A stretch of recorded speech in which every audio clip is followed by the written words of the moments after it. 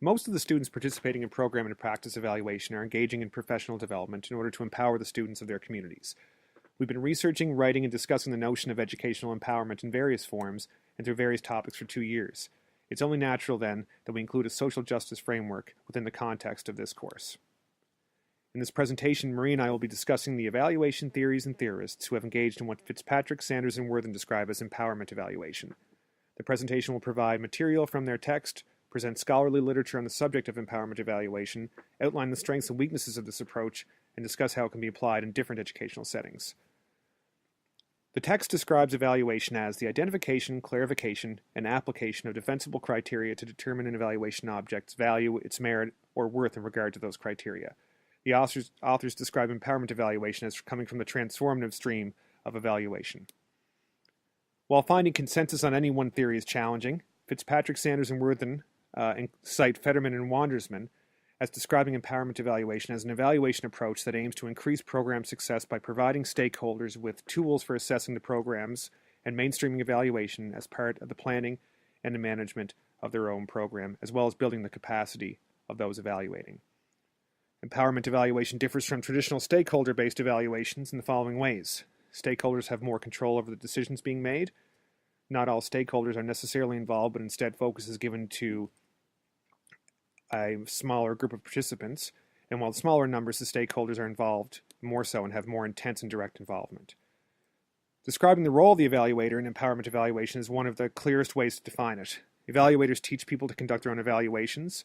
They help them become more self-sufficient. They operate more as coaches and facilitators and directors, and they also serve as public advocates for these participants in the curator community.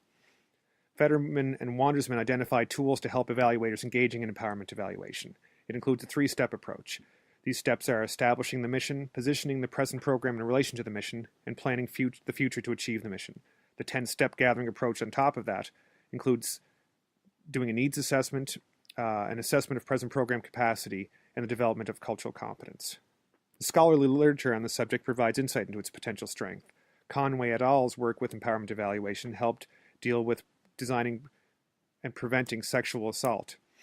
Fitzpatrick, Sanders, and Worthen suggest that strengths of programs such as Conway's involve assisting programs and communities to develop a vision for their work. High-poverty communities are often made up of institutions and organizations that have been marginalized and oppressed. Ironically, the means of advancement are often in the hands of the very same institutions and agencies that have oppressed these people. If evaluation that measures the merit of program in these communities are not made up of its citizens, there's a chance for further oppression. Several students in our program have suggested possible strengths of empowerment education in K-12 schools. Jason Sir-Wright suggests that when you empower a group or person, they feel engaged and feel a sense of power over what is happening, while Bruce Bidney suggests empowerment evaluation would possibly give those in low socioeconomic settings who are normally not heard a voice. Evaluators must never ignore that oppression is tied into the histories of a people and must be considered when looking at the merit of any program. Throughout Fitzpatrick et al.'s text, it is apparent that although empowerment evaluation is grounded in sound arguments, it does contain critical limitations that dissuade readers from implementing it. The three main limitations are that it is inherently a philosophy and not an evaluation, the ambiguity of who the consumer of empowerment evaluation is, and the lack of measurability of success. One critique of empowerment evaluation is that it is inherently not evaluation at all, but simply a goal or philosophy of engaging the community. D.L. Stufflebeam describes this when he states that empowerment evaluation is about helping people help themselves, and though it is a worthy goal, it is not a fundamental goal of evaluation. Another limitation to empowerment evaluation is the fact that who the consumer that is being empowered is has never been acknowledged. Is he implying that support staff should be taught, administration, or the actual educators themselves? The ambiguity around who is being referred to and empowered in empowerment evaluation is a major limitation to the application of this approach. A final critique of empowerment evaluation is its lack of measurability in order to view its success. By not having a measurable approach means that participants cannot judge its success rate in order to determine if it is helping or hindering the organization. Empowerment evaluation is a useful participant-oriented approach that has many strengths and limitations within it. Empowerment evaluation is a useful tool and one that must be used carefully and thoroughly if it is to be maximally effective. Wandersman and Snell-Johns describe the controversial dichotomy of empowerment evaluation when they state, ever since EE was introduced in the early 1990s, it has generated controversy. Some people were concerned that it was not evaluation, whereas others embraced it. Some people were concerned it was not about results, whereas some tried to marginalize it as evaluation suited only for marginalized groups.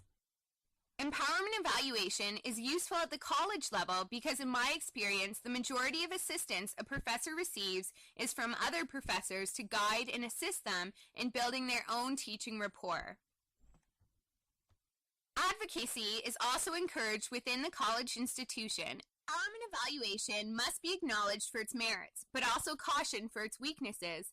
Change is at the heart of empowerment evaluation, and by understanding the philosophy of empowerment evaluation and how this philosophy can be applied to develop change, it can be understood as an interesting evaluation approach that is not only participatory but also advocates. We hope that you enjoyed our presentation and found both the merits and weaknesses of empowerment evaluation intriguing. Hopefully you will find it useful in your own daily practices as well. We look forward to hearing your input and reading more of the work from our fellow students throughout the rest of the course. Thank you.